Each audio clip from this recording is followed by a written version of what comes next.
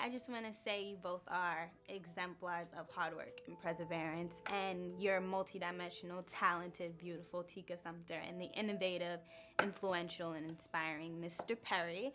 I wanted to inquire, because you write so much and you do screenplays, how do you determine what you want to adapt to film? You know, this story was just one that I wanted to tell for a while. So to have this moment it was really great. The timing just felt perfectly so that I could do this story, and I put together a great cast, and I'm super excited about it. You did. Yeah.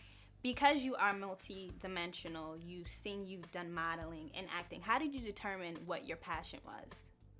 Oh my goodness, I've known that I wanted to do this since a little girl watching The Cosby Show. You know, I didn't know what it was called. I didn't know any of the... 40.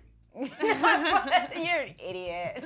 We're 40. Yeah, I was 55 when I just decided I wanted to act. No, I just always knew, and then going to New York City when I was in high school on the LIRR to go to open calls and, you know, not having an agent. I just knew that I wanted to do it, you know, no matter how hard it was. I don't know if it was being naive and passion mixed together, but I thought, of course I can do this, you know, even though it took, you know, a while. For anything to be great, it takes a while. What do you prefer more, doing stand-up or acting in films? Stand-up, easy. It's easier? Well, no. Is it not one and the same? Stand-up's a whole different. It's just the thrill of writing jokes and going on stage and performing the joke you just wrote to instant gratification. Right. A movie, you're not going to know if you really did well with the audience a year later. Okay. You know, and especially when you're ad-libbing on the movies and you think you're doing some good stuff. Well, no, and as a comedian, It's if you're ad-libbing, you're Right. feeding off laughs. Right. But nobody's laughing because they can't laugh because you're filming it. Right. But as soon as you're done, you hear everybody, they're all laughing. They think it's great. So it's different. Okay. Movies are a blast. Don't get me wrong. They're a lot of fun. But stand-up is, to me, priceless. Can you relate to your character, Buddy, in the Totally. film? Oh, yeah, completely can. No You doubt. were raised on a farm, so did you feel connected more with this particular film? Well, yeah, because Buddy and his wife and his kid, they're the only ones really that don't have any kind of a racist problem at all. Right. They don't care. But Buddy tells jokes. Buddy thinks it's funny to tell this joke or that joke. He thinks it's funny, but he doesn't think there's anything wrong with it. Right. And he's amongst friends, so they don't, you know. And so it's kind of like how I grew up, you know. We didn't have any of that. We didn't even have, there was none of that stuff going Racial. on where I grew up. And so I get where Buddy's coming from, totally. Okay. Thank you. After seeing the movie Madea, I define her as sorry to my you. crazy aunt who's cutthroat, honest, fierce, and she has this stature of Goliath, and I feel like a heart of David. Yeah. And who is Madea to you? Well, to me, it was my mother.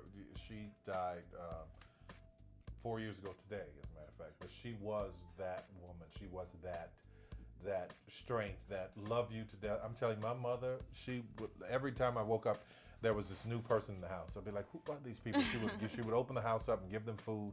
Wouldn't give them any My money. mother was like that. Is that right? But Oh would my give God. them whatever they needed. But if you crossed her, she would cut you, slice you, deep. chew you up, and spit you out. But she had so much love for all of us, and that's she and my aunt were definitely definitely that woman. Madea. Yeah. And for you? My mother is a Madea, for sure. Janice. My mother will tell me whether I like it or not, the Yep. truth.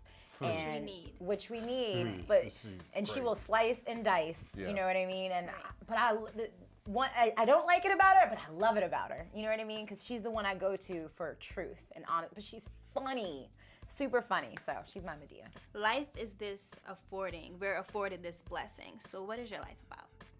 What is my life about? Yes.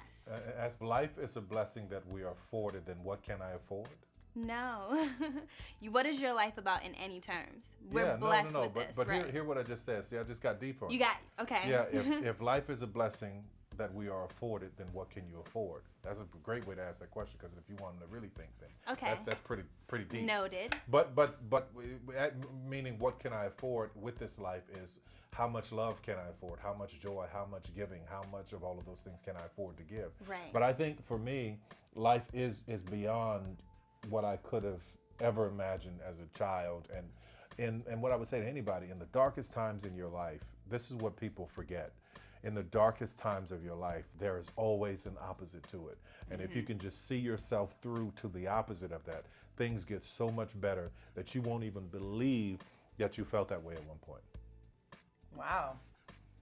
You ain't got nothing to say after I that, got do you? nothing. You dropped the mic on that one. What is my life? I feel like I'm still figuring out what my life is about.